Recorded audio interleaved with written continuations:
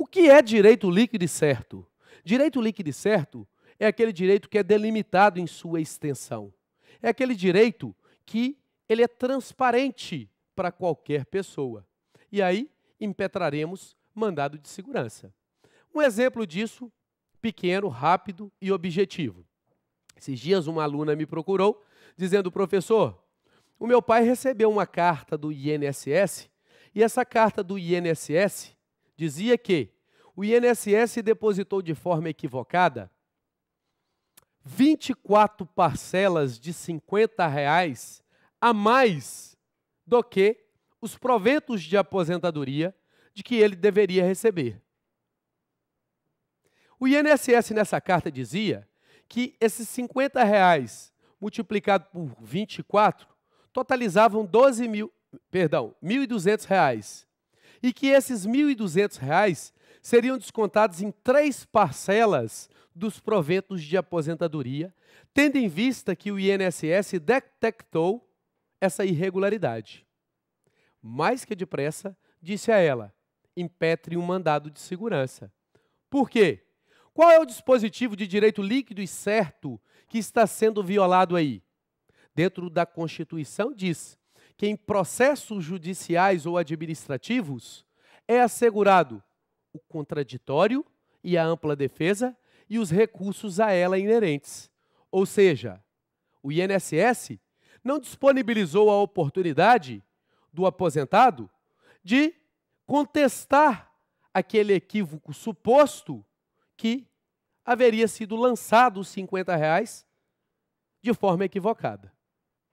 E aí o mandado de segurança saiu com um pedido de liminar, e imediatamente foi determinado que depositasse o dinheiro na integralidade na conta dele, e que, pelo princípio da eventualidade, caso ficasse constatado a irregularidade, que fosse retirado do provento dele R$ 50 mensais por um período de 24 meses.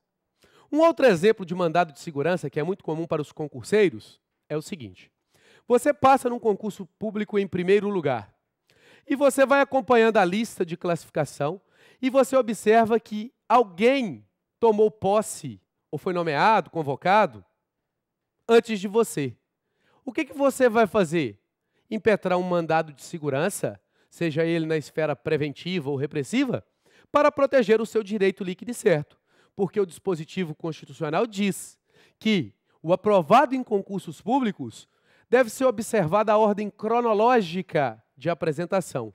Ou seja, aquele que passa no concurso em primeiro lugar, toma posse em primeiro. Aquele que passa em segundo, toma posse em segundo, e aí sucessivamente. Qual que é o direito que está sendo violado? A ordem cronológica do concurso público. Muito bem. O mandado de segurança não é um instrumento gratuito. Ele necessitará de advogado. O impetrante tem que ter capacidade para impetrá-lo. E o mandado de segurança, segundo a lei do mandado de segurança, exige um prazo de 120 dias da data da coação ou do conhecimento dessa coação. Caso o indivíduo perca esse prazo, ele não pode mais impetrar o mandado de segurança. Aí caberia uma ação de conhecimento, uma ação ordinária, para proteger o seu direito violado. Não quer dizer que ele perdeu o seu direito por causa disso. Muito bem. Falaremos um pouquinho agora do chamado mandado de segurança coletivo. O que é o mandado de segurança coletivo? Mandado de segurança coletivo é um instrumento de garantia constitucional que protege direito líquido e certo de algumas coletividades. Ou melhor dizendo, que protege direito líquido e certo de alguns membros de coletividades. Quais são essas coletividades? Primeiro, partidos políticos, desde que eles tenham representação no Congresso Nacional. A representação no Congresso Nacional é um deputado federal ou um senador da República, um ou outro. As organizações sindicais foram constituídas hoje. Hoje já terão legitimidade para impetrar o mandado de segurança coletivo. As entidades de classe, desde que constituídas, também terão legitimidade para impetrar o mandado de segurança coletivo. E é importante frisar com vocês, como dizia anteriormente, as associações que também são legitimadas ativas para a impetração de mandado de segurança coletivo? No mandado de segurança coletivo das associações, elas terão legitimidade para impetrá-lo, desde que legalmente constituídas e em funcionamento há pelo menos 1 ano. O mandado de segurança coletivo, é importante frisar, que caso seja impetrado por uma coletividade que esteja defendendo o interesse da pessoa jurídica, ali o mandado de segurança que se opera, ele não é mandado de segurança coletivo, é mandado de segurança individual. Porque o dispositivo constitucional do inciso 70 vai dizer que conceder-se-á mandado de segurança coletivo para a proteção dos partidos políticos com representação no Congresso Nacional, organizações sindicais, entidades de classe ou associações legalmente constituídas e em funcionamento há pelo menos 1 ano, em defesa dos direitos e interesses dos membros ou associados. Ou seja, se os interesses defendidos são interesses dos membros, aí sim o mandado de segurança coletivo se opera. Se for da pessoa jurídica, não. Mandado de injunção. O que é o mandado de injunção? O mandado de injunção é um instrumento de garantia constitucional que visa proteger o seu direito, tendo em vista a falta da norma regulamentadora que torne inviável o exercício do seu direito pela omissão legislativa. Aí você ingressa na justiça com uma ação de mandado de injunção para que o seu direito não seja lesado. O exemplo típico doutrinário é a questão do direito de greve dos servidores públicos. O direito de greve dos servidores públicos serão exercidos nos termos e limites de lei específica. Existe a lei específica que trata desse direito de greve? Não. Mais de 20 anos da Constituição formatada, a Constituição vigente, e o legislador ele é omisso em relação à lei de greve do servidor público. Daí, caso exista um interesse no exercício do direito de greve, você deverá impetrar um mandado de injunção. Esse tema é um tema polêmico. Por quê?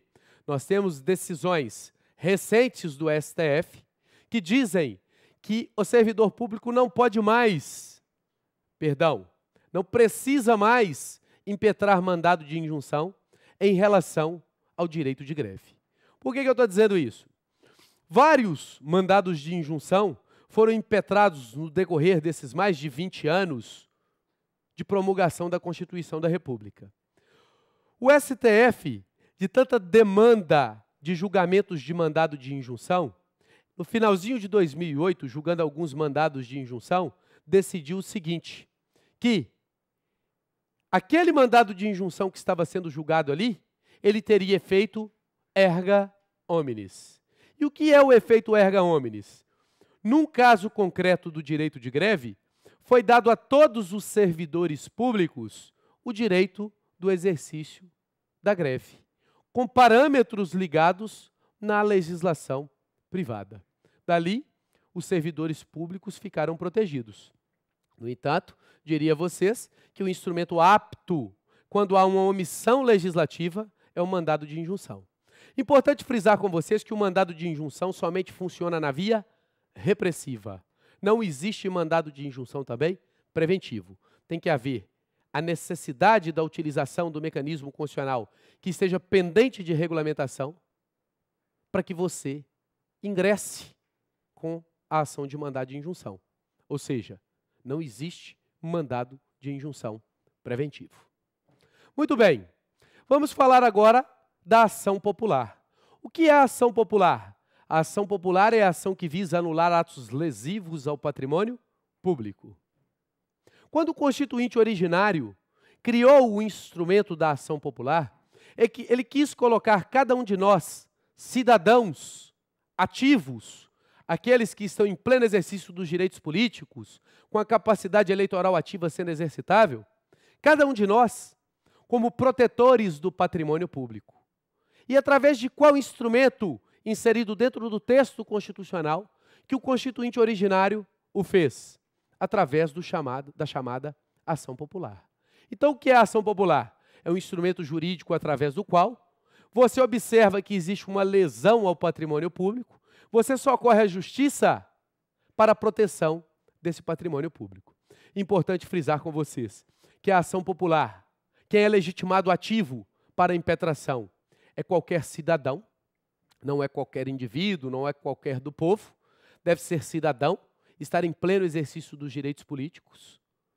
E a ação popular é instrumento que comporta a impetração tanto na via preventiva quanto na via repressiva. Porque seria um absurdo nós termos que aguardar a destruição, a dilapidação do patrimônio público para depois protegê-lo. Então você pode impetrar uma ação popular para a proteção do patrimônio público. O texto constitucional diz que a ação popular ela é isenta de custas e ônus da sucumbência, salvo comprovada má-fé. Então, em princípio, diria a vocês que você não tem custas judiciais para a impetração desse instrumento. Agora, caso fique detectada a má-fé do impetrante, numa disputa política, o indivíduo vai lá e impetra essa ação para prejudicar o seu oponente, ali poderia haver a condenação de custas e honorários de sucumbência. Muito bem. O que é a ação civil pública, aproveitando o gancho da ação popular? A ação civil pública é também um instrumento de proteção ao patrimônio público. A Lei 7347, no artigo 5º, vai tratar de quem são os legitimados ativos para a impetração desse instrumento. A ação civil pública, um dos nobres legitimados à impetração é o Ministério Público, que é o protetor do patrimônio público, o protetor dos interesses difusos e coletivos. No entanto, não poderia dizer que a ação civil pública é exclusiva do Ministério Público. A ação penal, sim. A ação civil, não. Outras coletividades poderiam e podem impetrar a ação civil pública. Cuidado para não confundir nas provas de concurso público, dizendo para você que um cidadão pode impetrar a ação civil pública. O cidadão impetra a ação popular. Não posso aceitar também dizer que o membro do Ministério Público, como membro do Ministério Público, impetre a ação popular. Como cidadão, ele poderia. E para finalizar o nosso encontro de hoje, nós vamos falar do direito de petição e da obtenção de certidões. O que é direito de petição? Direito de petição está inserido dentro do texto constitucional, lá no inciso 34 da Constituição, e a obtenção de certidão, que todos têm direito de receber, independentemente do pagamento de taxas, o direito de petição. O direito de petição é a solicitação dos órgãos públicos.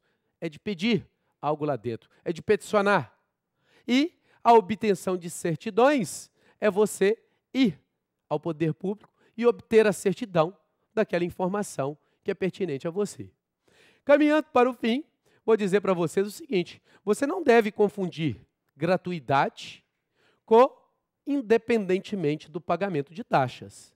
A gratuidade que está prevista no texto constitucional, ela está prevista para o habeas corpus, para o habeas data, para os atos necessários ao exercício da cidadania, e ainda encontramos, lá no artigo 226, parágrafo 1º, a celebração do casamento como instrumento gratuito dentro do texto constitucional. Independentemente do pagamento de taxas, encontramos o direito de petição e a obtenção de certidões. No entanto, independentemente do pagamento de taxas, não quer dizer que não está sendo cobrado. Está dizendo que a taxa até pode existir, mas independentemente de pagá-la, o seu direito está assegurado. Obrigado a vocês e até o próximo encontro.